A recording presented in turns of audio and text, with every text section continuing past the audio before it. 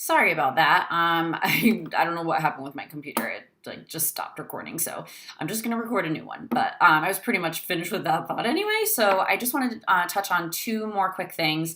The most important thing that you can take away from this video, if you take away anything, is mindfulness and meditation.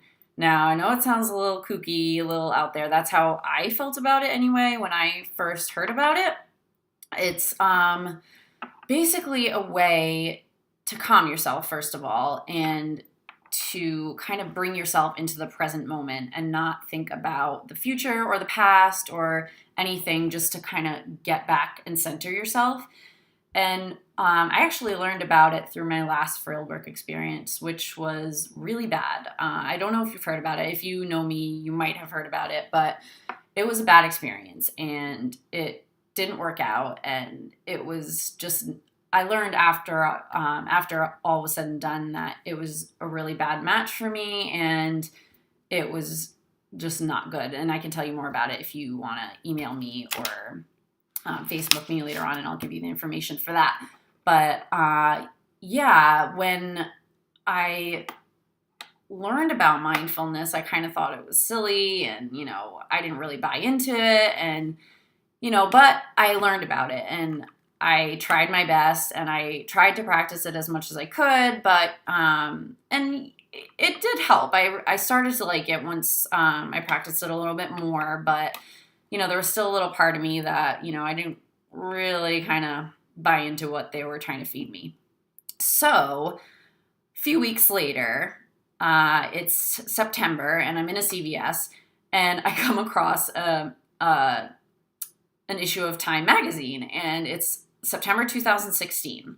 It's a complete special edition, completely devoted to mindfulness and meditation. And I was like, oh, are you kidding me? So I opened it up and it was just unreal. It felt like I was in the right place at the right time, that I even came across this and that I just learned about mindfulness. But basically, there is a lot of evidence behind mindfulness and meditation that it truly does work. And what it does, not only does it, kind of help you think about the here and now, it also calms the amygdala, the center of your brain. You should probably know about this, but the center of your brain that controls emotion and fight or flight, it actually calms the fight or flight response, which is unbelievable. They've done like MRIs with patients where they've seen that after practicing mindfulness very consistently at that, that their amygdala is calmed. And I mean, to me, that's incredible. And it's just one of those things that people realize after practicing for a while, like this really works. And they did further studies on it. And sure enough, it actually does change the brain. So get into it. I highly suggest it. I mean, it's changed my life. It really has. I mean, the key about it is that you have to do it every day. It's 5 minutes maximum. Like, do it every day, though. If you can just take that time out for yourself, it's so, so important. And I mean, I can't stress it enough, but I have a really great app. It's called Calm. It's free. They even set a reminder for you. There's like nice calming backgrounds that you can choose. You can choose a beach scene or like rain falling, and they're very quick little meditations, and they help with sleep. They help with stress, anxiety, everything. I mean, there's so many different benefits for meditation and mindfulness, and the better you get at it, the better the easier it is to practice and the more effective it is for you. So I would really suggest that if you're going to do this, I mean, you have to commit to it. That's the thing. But I mean, if you're going to try it now. Start now, because again, it does take some practice and consistency before you start to get good at it, but try it now. So there's a million apps and there's YouTube videos you can go under, but you start to actually find yourself practicing mindfulness throughout the day, and like you don't even need as much time like as 5 minutes anymore. You can do it like 30 seconds before you go in to see a patient. It's like, just deep breathing, and, you kind of just can click your mind right into that, that state of mind again.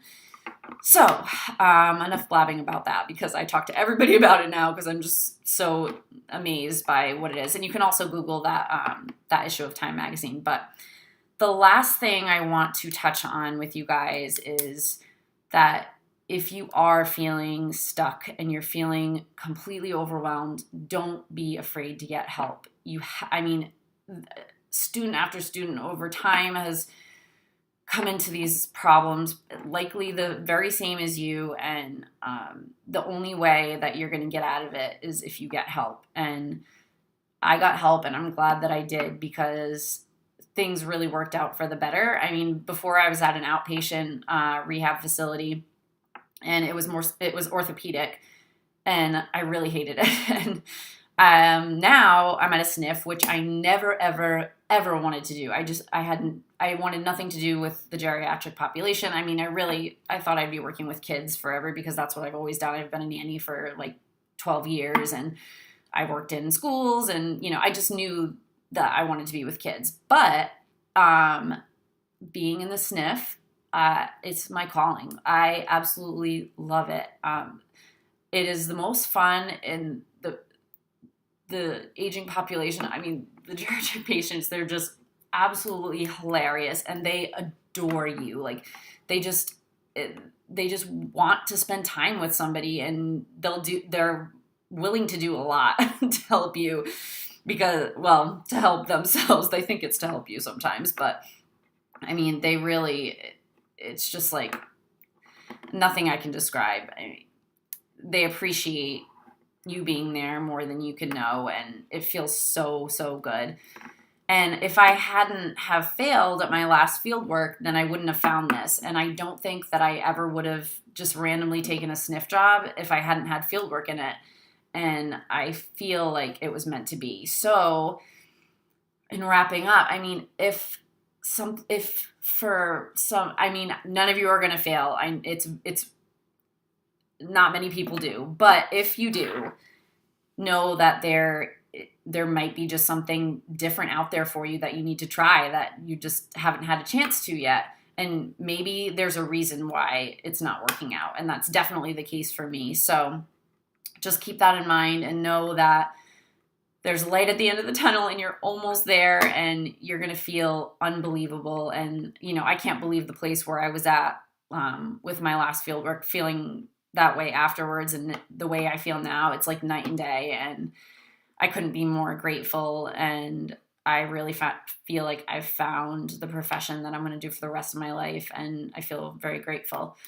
So, again, you can contact me anytime you need to. I am here, and I am more than happy to help you, because if I can help someone who is in a situation similar to me, then I'd be more than happy to. So you can Facebook me at Gretchen Chitko, or my email. I put it down here for you guys if you wanna. That's my email right there, okay? If you don't have Facebook. So anytime, again, please feel free to contact me, and I wish you all the best of luck. I know you're gonna do great. Keep all of these things in mind, and try to have fun, because it really, really is fun. There's so many good moments, like, I can't even describe to you. And I have tons of stories if you want to chat me up or anything. So again, good luck, and have a wonderful Christmas. Enjoy your families, and I will see you soon. Bye.